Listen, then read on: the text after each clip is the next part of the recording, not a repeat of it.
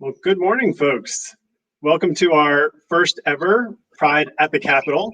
We're so excited that you can join us this morning for our morning tea, good morning segment. So my name is John Harris Maurer. I use he, him pronouns, and I'm the Public Policy Director for Equality Florida, based up here in what is today, sunny Tallahassee. And we're joined by Nick Harris, my fabulous co-host. They are the LGBTQ consumer advocate with the Florida Department of Agriculture and Consumer Services, also the vice president of the Florida LGBTQ plus Democratic Caucus, and the vice chair of Human Rights Campaign's National Board of Governors. I don't know how they do it all, but we're so glad that they could make some time to join us this morning. So good morning, Nick. Good morning, John Harris. I am excited to be here for the first Pride at the Capitol. This is the morning tea, so I need to drop tea for those that don't know. John Harris is my brother. I know that's shocking. We'll talk about that later. I'm so excited to be here with you all. We have a great program for you today. I'm really blessed to be in the position that I am, the LGBTQ consumer advocate for Commissioner Nikki Fried in the Florida Department of Agriculture. I do all things our community. If you need me, reach out. You can easily find me going to the fdax.gov website. And we have some awesome guests coming for you throughout the program. And tonight, my incredible boss, Commissioner Nikki Fried, will be on the virtual happy hour. And we have some awesome guests today joining us. My favorite reps, Rep Michelle Rayner Goolsby and Rep Carlos Guillermo Smith. I need a third name. That's the key. John Harris, I need a third name. So we're going to vote and decide that today so I can be great. And with that, I'm turning it back over, John Harris. Yeah, all the cool kids are doing it. Well, we do have a really packed day for the first ever Pride at the Capitol. I hope that you'll be able to join us for events throughout the day. Obviously, we're starting with our morning tea segment this morning. A little later this afternoon, when this concludes at around 10 a.m., we'll be doing a social media blitz around some of our legislative priorities. We've got a press conference at noon, and then we'll be sending emails into the Capitol around 12:30. Making calls into the Capitol around 3 p.m. and end with the virtual happy hour, as Nick mentioned. This is really the LGBTQ community's opportunity to be heard and felt in the Capitol. Obviously this year, because of COVID protocols, we can't be there in person, unfortunately. I will say having our community up in Tallahassee is always the highlight of legislative session for me. So I am really missing y'all out there, but appreciate those who can join us to spend a little bit of time this morning with us and really help us elevate these LGBTQ priorities. I will say most of our action today is focused around a couple of anti-trans measures that we've seen filed. The first is House Bill 935 by Representative Anthony Sabatini. That is the anti-trans youth bill that we'll be talking about later today, particularly in the press conference.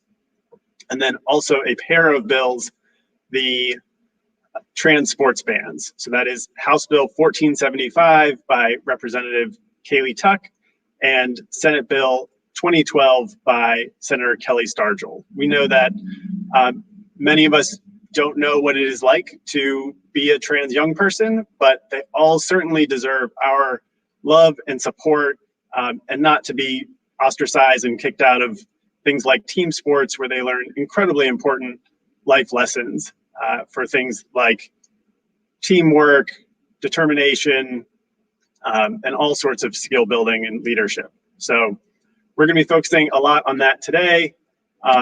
We will have some time to discuss legislative priorities with our champions today.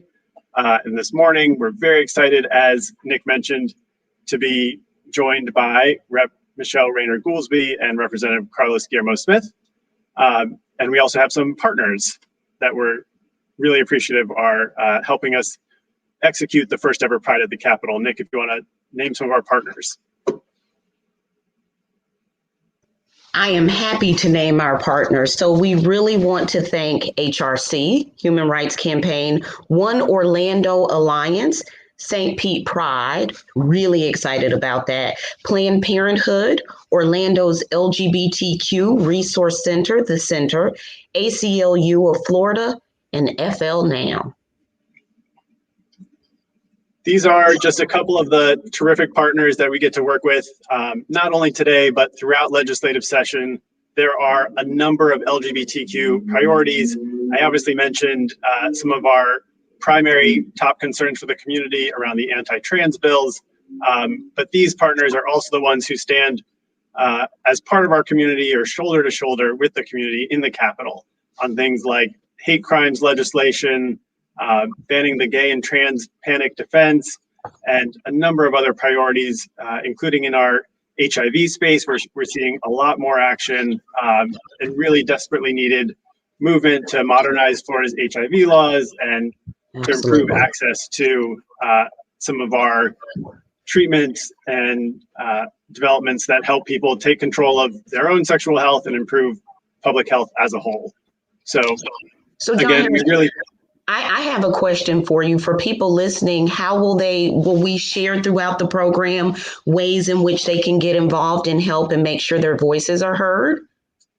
Absolutely. We will drop in the chat a action page that we've set up specifically for the day. It does include the different actions that we'll be taking throughout the day. So as mentioned, that includes social media, that includes emails and phone calls. Really, all of those points of outreach are so important. We know in the legislature, as I'm sure you're familiar, Nick, on the agency side, that hearing from constituents is so impactful for our policymakers. And I know that's one of the things that you get to do is particularly hear from a lot of constituents in the LGBTQ community with concerns, and would love to hear a little bit about what that looks like for you in your sort of day-to-day. Absolutely. I can tell you we have our own consumer services hotline that you all can reach out to. And give me 1 second. If you ever need us, you can actually call 1-800-HELP, HELPFLA. That's 1-800-435-7352. We also have a line for Spanish speakers, 1-800-FL-AYUDA. That's 1-800-352 9832. And so the goal is if you are experiencing what you believe to be fraud or discrimination, or in general just need help, we have a great consumer services hotline, and our department is really there to help. I can tell you how important this work is to the commissioner and to me and all the people at our agency. So for folks who may not know, we are absolutely there to lend a hand. And if it's something our agency doesn't cover, we find the agency that does. So reach out to us if you're in need of help. Terrific. Well, with that, I believe our first guest is on the line, so I will turn it over to Nick for an introduction. I'm excited. I'm excited. You see, I'm talking over John Harris. This is how excited I am. Rep, I had to ask to introduce you. So it is my pleasure to bring to you Representative Michelle Rayner-Goolsby from House District 70. That includes parts of Hillsborough, Manatee, Pinellas, and Sarasota counties. Pinellas County native with deep local roots, civil rights attorney, working on nationally recognized cases that have positioned her as a key voice on criminal justice reform and race and gender issues. She's a former assistant public defender, as I am. Thank you. I love you. This is just more reasons why I love you. And previous staff member in the state Senate. And so, Rep, you know we can't play music these days because I wanted to throw Cardi B up when you came out, but we can't do no music now. So exactly. So I just want to jump in and say thank you so much for being here. You know, my real question was, has Karen sent that Peloton yet? Because I want to come try it. Okay. Listen, I'm waiting on the surgeon's office to call me and see, hey, Rep, we have a Peloton. Hello. For those that may not know, one of the first things I was going to ask you, how does it feel being the first out queer Black woman elected to state office? And I can't even imagine some of the things. If you're not following Rep Rayner on social media, you should be, to hear some of the wonderful work that's being done, but also some of the horror stories about how folks have treated you. Please sort of respond. We want to hear the good, but also the not so good. Yeah. The morning tea. Well, I have my coffee today, but So it's very dichotomous, right? It is, there are days that are like glorious and you're able to do really good work. You're able to make sure folks in your community have access to the vaccine and really pushing forward that work. And then you have days where you're basically told that I'm so glad you're here, but like, I really don't care about you or your family. I don't care about you as a person. And it's not what you say verbally. It's, the famous James Baldwin quote that Representative Thompson, I think, centered our legislative session with. It's, we can't hear what you say because we see what you do. So it's not necessarily saying it, but it's when you're refusing to hear certain bills, when you are not allowing, Democratic bills to move forward for certain members, when you are saying, hey, I'm so sorry that you got called the N-word, but then when I offer an amendment to bring equity to the medical marijuana program that we have in the state and doesn't substantively change anybody's bill, I'm told it's in the catch-all. So, so I can't hear what you say because I see what you do. And I want to be, there is I don't know if anyone's heard four agreements, but I want to be impeccable with my word. I want and that's something that I think that in this process that you really have to be, because and being impeccable in your word means that your actions align with what you're saying. Absolutely. And so that's kind of been the dichotomous of it. Yes, am I building great relationships? 100%. But it's also like, yeah, don't tell me that you like me and that I'm great, but I need you to move that along, So that's kind of, the long and short of it. No, Sure. Thank you. Well, and we know what a challenging environment it is up here. We are so thankful to have you in the process, particularly your leadership on some of our priorities. And I think one of the bills that may fall into that space that is challenging is your bill to repeal the marriage ban. But I was wondering if you could just, remind our listeners briefly about what that bill would do. Yeah, so obviously we understand that it's federal law that folks can get married to whomever they want to get married to, that same-sex marriage, same gender-loving marriages are now legal. However, it is still on the books in the state of Florida that it is not legal. And, really the bill seeks to codify that, codify state law with federal law. As of right now, I have been, and I can share this, I've been told it will not get a hearing. It will not even be agended for any committee. So we won't even have folks have an opportunity to vote on it. I'm going to still work and see what I can do. Because my explanation is I understand that it's the law, but for a very long time, there were federal laws that were inconsistent with state laws when it came to Black folks, and we had to, this body had to repeal those state laws that were inconsistent. And even though it's symbolic, what a message that would send to our residents here in our state. So yeah, it's definitely challenging. And I get it. I get that people may have their own feelings, but why not allow it to even come for a hearing is what is my concern. Why not even allow it to even be, discussed and if it gets voted down, it gets voted down. But we're not even giving it the proper opportunity that it needs. Rep, thank you for that beautiful, brilliant answer. I want to say this. We saw in 2020 a reckoning in America, in our state, after the murder of George Floyd, Breonna Taylor, you name it, the list just goes on and on of Black bodies and Black people murdered. I want to ask you, watching the protests that happened across the country, what effects of those racial justice protests are you seeing in the legislative session? So unfortunately, what I'm seeing is not what you would hope to see, actually systemic change, but it is bills that are moving us backwards. It is bills that are attempting to suppress folks' voices. Obviously, we know HB1 is the anti-protest bill. That is allegedly the governor's main priority. I'm unclear as to why. There's so many other things that could be a priority. But nonetheless, I'm not the governor. So, like COVID, like people dying, like employment, housing, food. I mean, I could like vaccine access. I mean, the list can go on and on. So, unfortunately, the response has not been what it should be. The response, I think, for any reasonable person, it would be to say, let's look at what we're doing in our state. Let's look at some of these laws. Let's actually, try to really have an equitable Florida. So unfortunately, I have fighters with me like, Carlos Guillermo Smith, Anna Escamani, Travaris McCurdy, Representative Angie Nixon, who, folks who are, Representative Fentress Driscoll, folks who are unafraid to speak truth to power and say, absolutely not, like not on our watch. And so that has been the good part of all of this. We thank you so much. John Harris, that was a morning tea. You brought it.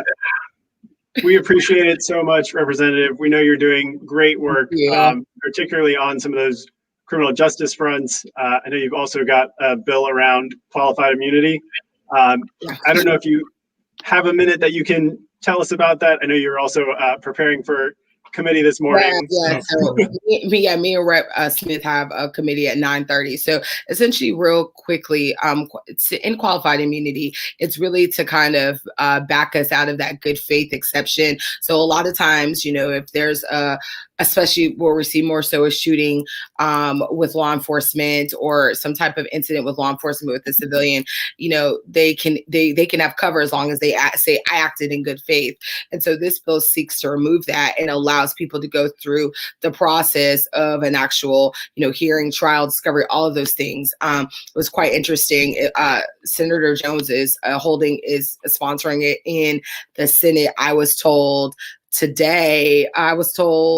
like Monday, I think it was, someone sent me an article where the sheriff of Pinellas County called our legislation self-serving rhetoric. And I said, but yeah, I have not ever received a phone call from you. I've never, so it's like, and that's the thing that kind of slays me. Like, it doesn't have to be this way. Like like we do a lot for no reason. Like, just have a conversation. You can agree to disagree, but you don't have to be disagreeable with it. So, but we move and we fight on. Rep, I have to ask you this. I think they can see, no, let me go this way. That's our first Black vice president. And when she took office, she said, I'm the first, but I surely won't be the last. You are our first queer Black woman, but I know you will not be the last. What do you say to folks looking at you who want to follow in such big footsteps, the shoes that you're leaving, that you're blazing that trail? What do you say to those folks? I mean, come on, and, I'm willing to take those hits if it means that it's easier for folks coming behind me. And that's what it's about. We so appreciate you being there to do the work, Representative. And we know that you got to run for a committee. So thanks so much for joining us this morning. Always great to spend some time with you. Awesome. Thank y'all. Take care. Thank you. All righty. And with that, we will bring in Representative Carlos Guillermo Smith. He's somebody who I've had a chance to know for a long time, very familiar to our supporters here and progressives, throughout Florida. Certainly, I could read a very long and flattering bio, but instead I'll just tell you, this morning I was going to get coffee. I was wearing my little pin here with my Rainbow Florida from our Safe and Healthy Schools program, and it started a conversation about working on LGBTQ rights, and the barista there mentioned Representative Carlos Guillermo Smith when I said I worked in the Capitol, and asked if I knew him, because she said he always wears that pulse ribbon. And I'm so excited to see him as an advocate out there for our community. So, wow. Carlos, your reputation far precedes you. Thank you so much, John Harris. Hey, Nick, what's up? Hey, hello. I have a surprise for you. Wait, I'm always jealous when you're on. Oh, you got the emoji. I got my emojis. I've been stalking you for these emojis forever. For those who don't know, I've joined a lot of Zoom calls with Nick and others, and I have all of the emoji reactions that I don't have them right now. But hey, listen, it is great to be here with Equality Florida to share or spill the morning tea, I suppose. So I'm State Representative Carlos Guillermo Smith. I represent East Orlando in the Florida House. And it's certainly, first of all, not only an honor to be here, but an honor to have just come after the incomparable Representative Michelle Rayner, who actually serves on the same banking and insurance committee as I do. So we're going to be out of here really fast. But hey, John Harris, I love that the baristas in Tallahassee already know that our fight for fairness and equality is ongoing, that we're committed to that. And, you know, I wear this pulse ribbon on my jacket all the time because it keeps me focused on what's important, which is life, love, and equality for all. And Rep. Smith, speaking of that, you know, we as Floridians, LGBTQ Floridians on February 3rd got incredible news when we found out the Florida Commission on Human Rights would finally see us and recognize statewide non-discrimination claims. Could you tell us a bit about what happened? Yeah, absolutely. Well, I think that I pretty much had to pinch myself when I heard this news. You know, the Florida Commission on Human Relations, they are the state civil rights board. If you have a complaint on discrimination, or you feel like you've been discriminated against in housing, public accommodations, or employment as prohibited under the Florida Civil Rights Act, you file a complaint through them and they investigate the complaint. As you know, Florida law has always protected people from discrimination based on sex, based on religion, disability, their disability status, their pregnancy status, their marital status. Never articulated gender identity or sexual orientation, which we've been fighting for. That's what the Competitive Workforce Act is. But because of the tremendous Bostock ruling from last summer that finally affirmed the right of gay and trans and bi and lesbian individuals to be able to work without discrimination or fear of discrimination, we saw a good, strong interpretation of the Bostock ruling here in Florida by the Florida Commission on Human Relations, saying that if you feel you've been discriminated against, not just in employment, but in the other two categories as well, all three, housing and public accommodations, that you're protected under the state of Florida, that you have a recourse and that you can have that incident of discrimination investigated. And, you know, when we announced this, a lot of people were like, wait, what? What? Exactly. What do you mean? So we won. Yeah. Yes. We won as far as getting the protections some of the protections that we've been fighting for so long. And so, you know, that was just a transformational moment. You know, certainly we want to continue our advocacy on non-discrimination as it relates to the Florida Civil Rights Act. And so, you know, we may have some news in the next legislative session on what those next steps are and how we broaden that fight on non-discrimination. But this is huge, Nick. It's absolutely huge that in the state of Florida now, if you're gay or trans and you believe that you've been discriminated against because of your sexual orientation, because of your gender identity, if you're in the LGBTQ community, you can file that complaint if it happened in employment, housing, and public accommodations. It's just such a monumental moment. Rep. Guillermo Smith, thank you for that. And also correcting it's the Florida Commission on Human Relations. I do want to say this. We know you're short for time. Can you take 30 seconds and tell us what your top priorities are? Well, certainly as it relates to advocating for fairness and equality, I know that a lot of our work in Tallahassee sometimes is on the defense. And, you know, the top priority for me in this legislative session on defending the human rights of every person is going to be to make sure that we stand up for trans youth. We've seen a number of really problematic bills not just in Florida, but around the country as part of a trend of trying to attack transgender youth that are engaged in athletic sports and athletic programs in our public schools and otherwise. And we cannot allow those attacks to go forward here in the state of Florida. Just like everyone here today, I believe that trans rights are human rights, and we have to make sure that we defend our most vulnerable youth in our public schools, which includes certainly transgender teenagers and younger individuals as well. And so we're going to be opposing that legislation tooth and nail. And I know that the folks at Equality Florida, if and when that bill gets put on the agenda or gets heard, that they will try to activate the folks who are on this Zoom call to contact their state rep and state senator in opposition, because we can defeat this with people power. We always do.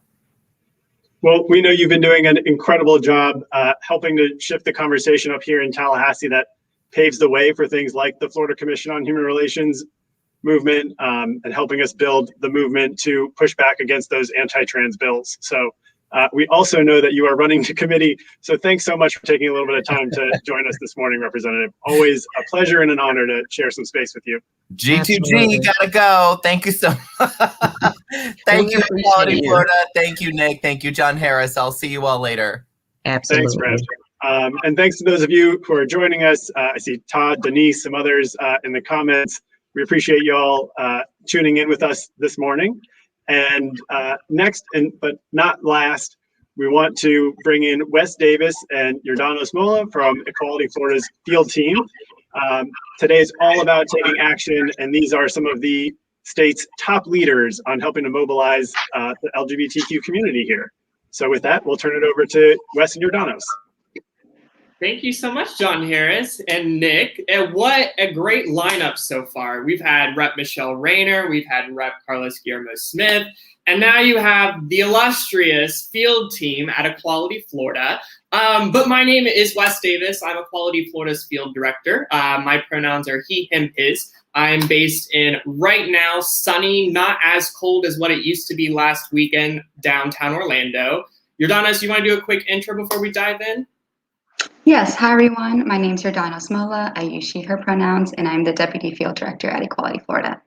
Awesome. Well, we are, right now, the field team is over the moon. Not only do we have this incredible event that's happening now, but last night, we had a historic election that happened in Palm Beach County. We elected one of our first, not the first, but one of our first openly LGBTQ city commissioners down in Lake Worth Beach, Commissioner-elect Sarah Malega. So we're continuing to make ground not only up in Tallahassee, but across the state of Florida.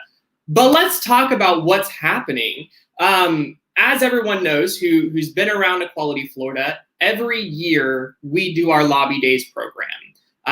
It's a 2-day program that usually is in person. Unfortunately, COVID had different plans this year. So what Equality Florida has done is we've transformed it into a multi-week, multi-month program where we've broken up the state, and Equality Florida lines up meetings with state legislators, and we recruit folks from across the state, from Miami all the way up to Tallahassee, including the Florida Keys, including Bay and Escambia counties up in the Panhandle, to virtually meet with their legislator. And what we've seen over the past couple of weeks while we've been facilitating these meetings is incredible. We've seen activists who normally don't have the resources to travel all the way up to Tallahassee to be able to share their experiences about what it means to experience discrimination, what it means to live in Florida in 2021 as an openly transgender woman, or a student who is openly transgender who is just trying to play the sport that they love. And this interaction is incredible because without these Lobby Day meetings, without putting our activists and our volunteers in front of these legislators, they more than likely wouldn't be having these conversations. So I wanted to uplift. I know field is usually categorized as our data team, but up until today, we have facilitated 46 legislative meetings from across the state. We have trained and had, I believe it's over almost 120 citizen lobbyists in meetings with state legislators and filled over 314 volunteer shifts in our Lobby Days program alone. But we're tremendous work. Exactly. We're not done yet. We still have one more week left. We've saved the best for last. Nick will love to hear this. South Florida is next week. So if you live in St. Lucie County, all the way down to Key West, the southernmost tip of the state of Florida and in the United States, you still have time to register for our upcoming Lobby Days week. It starts this upcoming Monday. I'm not sure if someone from the team has the RSVP link that they can drop in the comments, but we would love for y'all to join. It's not too late. And even if you don't live in South Florida, still sign up, because we still have legislators we're still reserving meetings with that are in other parts of the state. So even if you live in Orange, even if you live in Pinellas, or even if you live in Leon County or Duval, sign up. Or even if you live in some of our rural counties, still sign up, because one of the things that is still unparalleled and very obvious is that our fight is not over. We are going to continue as the legislative session goes on to be on the offensive, to be on the defensive, to make sure that these stories are heard and that these anti-LGBTQ bills and anti-transgender bills are defeated. But Jordanos, I'll turn it over to you to talk a little bit more about how our activists and folks who are signed up will be able to hold some of our folks accountable and uplift these important bills. Great. Thank you so much, Wes. And thanks everyone for joining with us this morning. I just wanted to mention 3 different actions that you can take to help support our trans youth. So first, at 10 o'clock, we are going to do a social media blast. And this is where you will be able to share a testimony of a mother of a trans child and post on all of your social media pages to show lawmakers that you support trans rights. Next, at 12:30 o'clock, we are going to do an email campaign where you will be able to email your own state senator and your own state representative and ask them to oppose anti-trans bills that are happening in the legislature. Lastly, at 3 o'clock, we are going to do a Call at the Capitol campaign where you will be calling the Senate President's office and the House Speaker's office and asking them to oppose anti-trans bills. You should see a link in the chat to where you can take action for all of these steps today. I'll pass it back to John Harris. Before we pass it back, John Harris, can I say this? You all, Wes, Jordanos, thank you. I am signed up for virtual lobby days for South Florida. And even in my own position, there is so much value I get out of lobby days. So I want to thank you all, Equality Florida, for the work you do. It's a phenomenal opportunity for us to have our voices heard. So I will see you then. Absolutely. I would just reiterate that our field team, millions of my thanks to Wes, Jordanos, Ben, Sal. I know y'all have been working with a army of volunteers, some of whom are volunteering, multiple times a week after week with us. And that investment is really paying dividends, not just in some of the wins we've already talked about, but in the work that lies ahead. And again, we really appreciate our partners leaning in with us. I see P-Flag Sarasota and Affirming Hearts are watching this morning. So many of those partners help us build this movement of LGBTQ folks and our allies who care about these issues. So field team, thank you so much for joining us. And I know that we'll be joining you virtually throughout the day for some of these other actions. Thank you. Thank you. All right, Nick, well, what do you think? I'm ready. I mean, this is the start of what's going to be a great day, and hearing so much about our trans youth that we really need to protect. I'm ready. I'm ready to put forth the work, and I look forward to having folks around our state really lean in and make sure our voices are heard. Absolutely. Well, again, I know that action link has popped up in the chat, so we hope that folks will make note of that page and join us for the actions throughout the day. If you can be on Twitter or Facebook, email, or making calls, it will really help us drive these messages into the Capitol and make sure that they are hearing from their constituents, particularly in a pandemic session when it is so much harder to reach our influence and our impact into the building. These forms of outreach really make a difference. So thanks to those of you who are joining through our actions today, and also folks like Nick, always a champion, who are going to be participating in our last round of lobby visits next week. That concludes our programming for this morning. Thank you so much for joining us, and we hope you all have a terrific Pride at the Capitol Day. Absolutely. Happy Pride. Thanks, folks.